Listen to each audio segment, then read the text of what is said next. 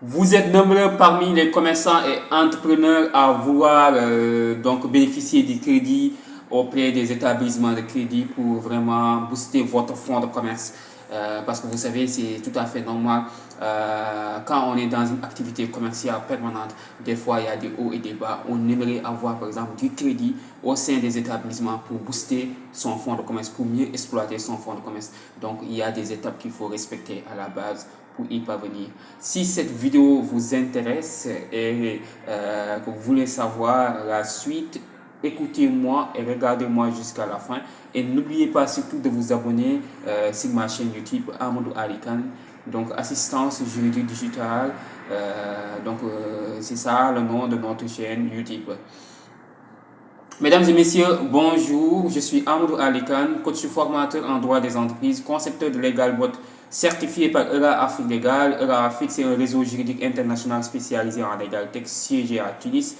Initiateur du programme Assistance juridique digitale et leadership qui, depuis 2020 à nos jours, consiste à former, accompagner les commerçants et entrepreneurs donc, pour une meilleure gestion juridique de leurs affaires. Ici, sur cette chaîne YouTube, nous faisons en fait des séances de coaching sur tout ce qui est de la création d'entreprise. Nous parlons tout ce qui est de rédaction des contrats commerciaux. Voilà comment créer les types de sociétés commerciales.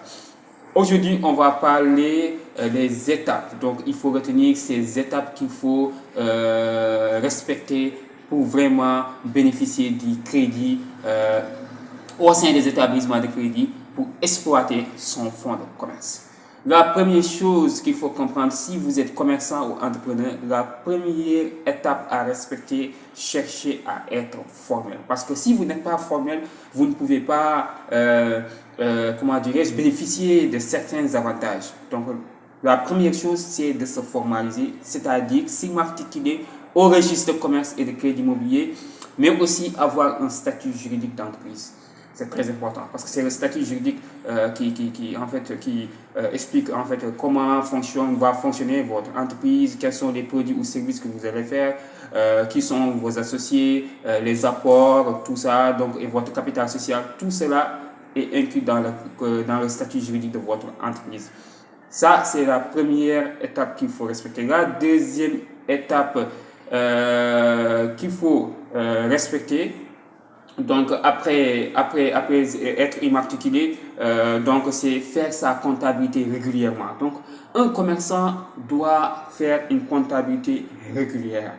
Parce que c'est la comptabilité qui permet de savoir vraiment est-ce que votre business marche ou pas. Donc vraiment s'il y a moins, si vous êtes vraiment en train d'évoluer, donc voilà, si vos passifs sont supérieurs à vos actifs, ou bien si vos actifs sont supérieurs à vos passifs, tout cela, c'est la comptabilité qui va vous permettre d'évaluer tout ça. Donc, un commerçant prochain doit pouvoir faire une comptabilité régulière. Donc, ça, il faut le retenir. Et la troisième étape à respecter, c'est après ouvrir, il faut que vous ouvrez un compte professionnel à la banque, à l'établissement de crédit. C'est-à-dire, vous ne pouvez pas tic au tac parce que vous êtes immatriculé, vous faites votre comptabilité régulièrement, vous avez un statut juridique. Allez, donc vous dites tic au tac, vous partez à la banque, je veux du crédit. Non, il faut que vous ouvrez un compte professionnel à la banque, à l'établissement de crédit. Soit c'est la banque, soit c'est les institutions financières.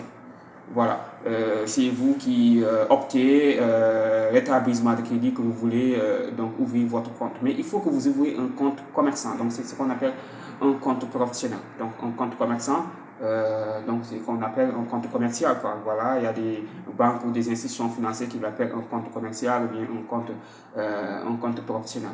Voilà. Et ce compte-là, donc, il faut que vous alimentez ce compte. Donc, il faut que vous faites des dépôts et retraits. Et comment dire, vous faites des versements. Donc, voilà, il faut que vous alimentez, il faut que ce compte soit actif. C'est très important de le savoir. Et maintenant, donc, si vous ouvrez un compte professionnel, il est aussi important de réaliser un chiffre d'affaires, donc, de 3 à 6 mois minimum. Ça, c'est un conseil juridique que je vous donne. Réaliser un chiffre d'affaires de 3 à 6 mois minimum. C'est quoi réaliser un chiffre d'affaires? Il faut que, par exemple, que vous ayez à travers votre comptabilité, donc que vous faites régulièrement.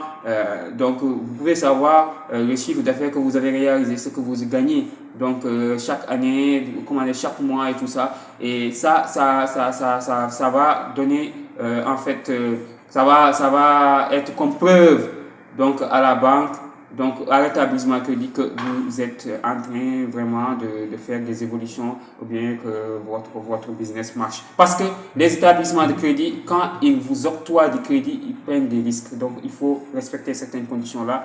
Maintenant, si vous voulez avoir toute information par rapport à tout ce qui est de donc création d'entreprises, comment créer tous les types de sociétés commerciales, voilà, quels sont les types de contrats de crédit qui existent, voilà, donc, et autres informations par rapport au business que vous faites régulièrement, contrats commerciaux. Donc, nous vous offrons un package complet à 43 000 francs CFA, donc avec toutes les modules de formation.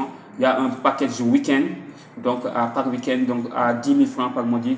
Donc, vous pouvez nous contacter au 77 290 28 31 ou bien par mail assistance juridique digital@gmail.com.